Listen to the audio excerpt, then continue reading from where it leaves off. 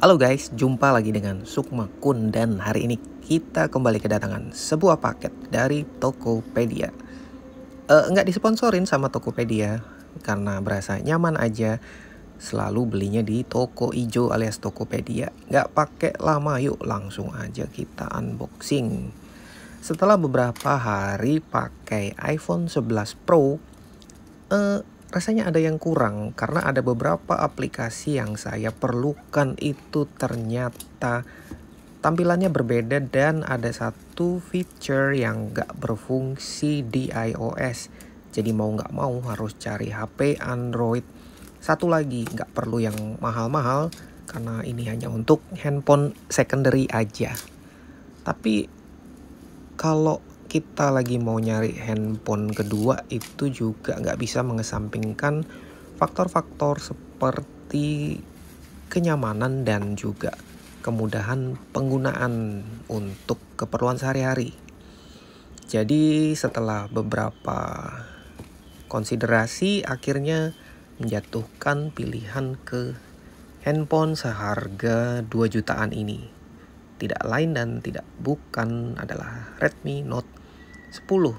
Wah, ini ternyata dalam paket pembelian dapat perdana smartfren. Ya walaupun kayaknya nggak akan saya pakai sih karena di Jaksel sini sinyalnya ya gitu deh, agak kurang bagus buat smartfren ini. Sorry to say buat smartfren, tapi ya kenyataannya begitu. Kenapa akhirnya memilih Redmi Note 10? Ya itu tadi kembali ke alasan harganya. Nomor satu, harganya nggak terlalu mahal. Ini saya dapatnya 2,3 sekian juta lah. Nanti saya kasih link deskripsi tempat beli saya di bawah ya. Kemudian juga ada cashback dari Tokopedia. Jadi jatuhnya cuma 2,2 jutaan saja. Dengan layar Super AMOLED fast charging 33 watt, Snapdragon 678 dan kamera 48 megapiksel. Sesuatu yang sangat menjanjikan yang dijanjikan oleh Xiaomi di marketing campaign-nya. Ini unitnya masih segel ya. Hati-hati sama unit yang repack. Tidak henti-hentinya saya menggaungkan jangan beli unit yang repack lah, itu sellernya nakal banget sih cari komisi. Buat ngaktifin gadget sebelum sampai ke tangan penjual, buat ke pembelinya itu, aduh nggak banget. Ini varian yang 464 ya, warna pebble white. Udah lama banget nggak pakai handphone yang berwarna putih semenjak apa ya, Samsung C7 2015 kali. Ya ampun, lama banget, udah berapa tahun, 6 tahun yang lalu pakai handphone warna putih. Habis itu ya handphone keluar dengan berbagai macam banyak warna sampai akhirnya ini pakai handphone warna putih lagi setelah sekian lama.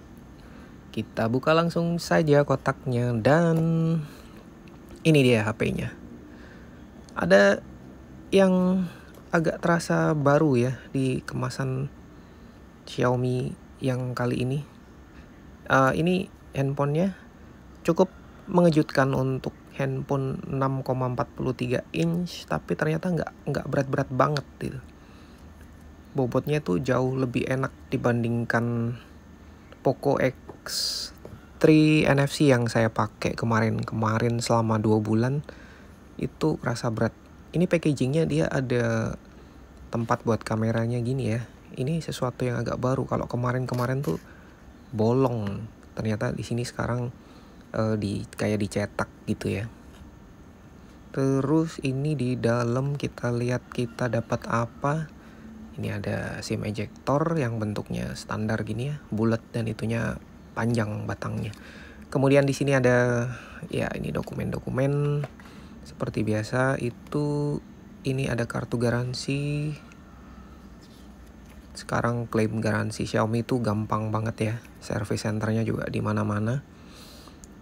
Dan buku manual. Kemudian seperti biasa dapat ucapan terima kasih karena sudah mau ikut dalam kapitalisasi global Xiaomi oleh Alfinse. Dan ini adalah casing bawaannya. Untuk casing bawaannya ini kalau saya bandingkan secara langsung dengan punyanya si Poco X3 NFC yang saya pakai kemarin, ini bahannya lebih lentur. kalau punya X3 agak kaku. Belakangnya ada tekstur, kalau yang punya X3 itu polos. Well, good job Xiaomi, tetap dikasih casing. Dan yang sangat mengejutkan untuk harga 2 jutaan itu adalah dikasih fast charging 33 watt. Kabel USB Type-C-nya berwarna orange. Seperti ini, sama dengan yang di Poco, dan ini batok chargernya ya lumayan tebel dan gede karena ini 33 watt fast charging. Ngecasnya cepet banget. Kalau yang kemarin-kemarin bungkus chargernya itu plastik, sekarang nah ini bahannya pakai kertas. Mungkin Xiaomi mencoba untuk lebih ramah lingkungan, jadi dikasih bungkus yang dari kertas kayak gini. Good job lagi-lagi Xiaomi. Oke lah ya, kualitas ini chargernya juga batoknya solid, nggak jauh beda dengan yang di Poco X3. Sama persis lah ya. Dengan daya 33 watt maksimum. Wah, ini pasti sangat-sangat menjanjikan untuk kecepatan fast chargingnya. Namun yang terlebih utama adalah yang sangat mengejutkan itu si Xiaomi bisa menghadirkan fitur fast charge 33 watt di harga 2 juta lebih dikit. Itu sesuatu yang sangat-sangat luar biasa. Mungkin udah banyak reviewer yang nge-review HP ini dari pertama-tama kali rilis waktu harganya masih 2499 ya resminya, atau 2399. Tapi saya sengaja memang beli ini karena memang butuhnya baru sekarang. Belinya juga nggak kemarin-kemarin, karena kalau kemarin-kemarin itu mungkin masih agak-agak sulit dicari. Kalau sekarang udah banyak banget di marketplace dan harganya itu bersaing. Dan kalau kita nyari di seller-seller yang agak di daerah gitu ya, nggak di Jakarta atau Jawa Barat gitu, sebenarnya harganya cukup merata dan anehnya bisa lebih murah juga gitu yang di daerah. Ada yang jual cuman 2,3 juta lebih dikit. Ini kita kletek aja langsung stiker IMEI-nya dan surprisingly sangat mengejutkan. Ini untuk bodi belakangnya walaupun terbuat dari plastik ya, tapi feel disentuhnya itu enak banget gitu. Jadi ngingetin saya ke, mungkin agak lebay ya, tapi saya ngingetin teksturnya ini ngingetin ke iPhone 11 Pro yang sekarang lagi saya pakai shooting ini. Ada feel seperti frosted glass gitu. Kemudian untuk desain kameranya ini membawa desain dari seri Mi yang di atasnya ya, seperti Mi 10. Masih ada aroma desainnya gitu. Tuh kan, ini enak banget loh dipegang guys. Lembut gimana gitu. Di sini ada tulisan ultra premium yang ya agak gimana gitu kalau ngelihat. Kemudian ada aksen warna-warna yang sedikit berubah gitu ya di pinggiran-pinggiran kameranya. Kemudian ini juga sudah dapet ini ya, screen guard bawaan yang ya lumayan lah kualitasnya, walaupun mungkin nggak bagus-bagus banget gitu, tapi lumayan lah dikasih ada. Di bawah sini ada jack 3,5 mili dan juga speaker. Kemudian di atas juga ada speaker dan infrared blaster. Untuk speaker stereo ini juga sesuatu yang luar biasa dihadirkan Xiaomi di handphone harga 2 jutaan. Di samping sini ada slot SIM card. Di sebelah sini ada fingerprint sensor dan sekaligus tombol on off, juga tombol volume up and down. Ini menarik, kalau di Poco X3 NFC kemarin itu kan desainnya cukup tajam dan mengganggu ya rasa dipegangnya. Nah kali ini sudut lengkungannya itu enak banget sumpah. Ini seperti menyatu gitu desainnya. Jadi bikin dipegangnya itu terasa sangat nyaman. Yuk, ini kita langsung saja nyalain HP-nya. Ngobrolin soal MIUI. MIUI untuk di tahun 2021 ini jujur banyak sekali peningkatan dan juga banyak perbaikan untuk dari bug-bugnya. Di MIUI sebelumnya itu sudah banyak berkurang. Kemudian dari sisi desain dan tampilan itu juga sebenarnya udah jauh banget lebih baik kalau kita compare ke sekedar 2-3 tahun ke belakang. Itu jelas-jelas sangat-sangat improvementnya itu kerasa banget. Apalagi sudah banyak dioptimalkan juga ya dengan penggunaan prosesor-prosesor yang jauh lebih baru seperti Snapdragon 678 dengan fabrikasi 11 nanometer ini. MIUI itu sanggup memberikan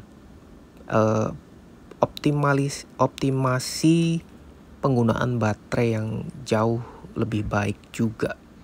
Kalau kita compare sama Redmi Note seri sebelumnya 8, 9 atau Redmi Note 7 bahkan itu udah jauh banget lah.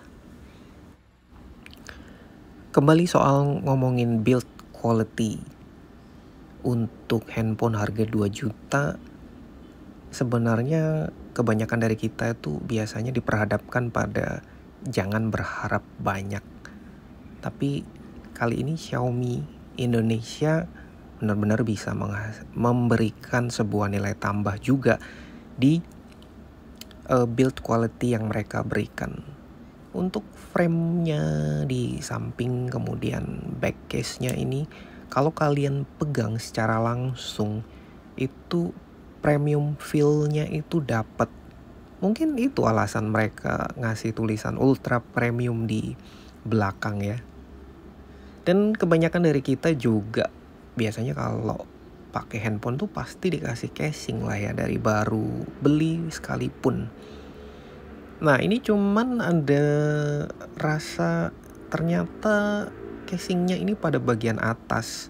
Ini nggak tahu ya untuk unit yang saya dapetin aja atau semuanya merata. Casingnya ini agak susah dipasang. Ini coba saya pasang dari atas, kemudian saya tekan dari bawah gini juga susah. Entah apa karena ini masih baru, jadi bahannya itu masih kaku. Karena kalau kemarin di Poco X3 NFC itu gampang-gampang aja ya masangnya. Cuman kalau untuk kualitas ya jangka panjang belum tahu sih ya. Ini kan baru banget pakai. Kalau yang di Poco X3 kemarin memang kaku tapi gampang dipasangnya gitu. Lebih kaku dari yang ini bahkan. Dan ya ini perlu perjuangan sih gitu. Jadi malah kalau kaku banget gini malah takut lecet ya. Karena ini mungkin nggak tahu deh, perlu nggak nanti beli casing third party ya. Tapi ntar aja lah. Toh ini udah dikasih gratisan juga gitu. Jadi ya tetap sih terima kasih Xiaomi. Walaupun casingnya ya kualitasnya begitu. Terus ini juga masang ininya agak miring sedikit sih ya. Nggak lurus-lurus banget gitu sama lubangnya, ini ada miring. Kalau yang kemarin di Poco X3 tuh perfect sih masangnya, lubangnya tuh pas gitu. Ini juga agak mepet ke samping kiri bagian casingnya, nih kelihatan banget ya. Takutnya ngangkat gitu kalau suka lepas pasang casing. Bukan tempered glass, si screen guard bawaannya ini nggak masalah lah. Nanti mungkin kita ganti aja pakai tempered glass, dan mungkin juga perlu beli casing yang sedikit lebih proper. Karena mungkin ini handphone rasanya akan saya pakai untuk jangka waktu yang cukup lama lah. Untuk kualitas kameranya kita nggak akan lakuin pengujian secara mendalam ya, karena ini tadinya juga video unboxing saja. Ini kita lakukan quick snap aja seperti kayak biasa. Langsung hasil gambarnya kita lihat. Untuk shutternya rasanya kecepatannya standar aja ya, gak cepet-cepet banget. Mungkin juga tapi karena ini lagi di dalam ruangan dan ini sudah sore, kemudian cahaya lampunya juga ini pakai lampu neon yang biasa aja di kamar, dan hasilnya seperti ini. Ini warnanya cukup mendekati warna aslinya, walaupun yang di foto ini kelihatan lebih agak orange. Kalau untuk kamera depannya ya seperti ini. Kalau dipakai untuk ngambil, ini masih di viewfindernya, dan kita jepret aja langsung, dan kita lihat hasilnya kayak gini. Well, lumayan sih ya. Saya sih berharap lebih, cuman karena ini belum pengujian secara mendalam ya, oke lah kelihatannya. Untuk menunya cukup oke ya, banyak sekali aplikasi-aplikasi yang kita nggak perlu ya. Itu bisa kita uninstall saja langsung, supaya free memorinya juga lega kalau kita mau install aplikasi. Ini untuk rasa sentuhan layarnya juga cukup enak, dan vibration motornya itu juga kerasa enak untuk harga segini ya.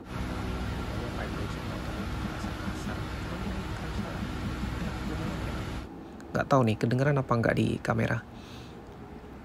Dan itu saja sih ya, first impression saya dan unboxing Xiaomi Redmi Note 10 ini. Overall bagus dan good job Xiaomi.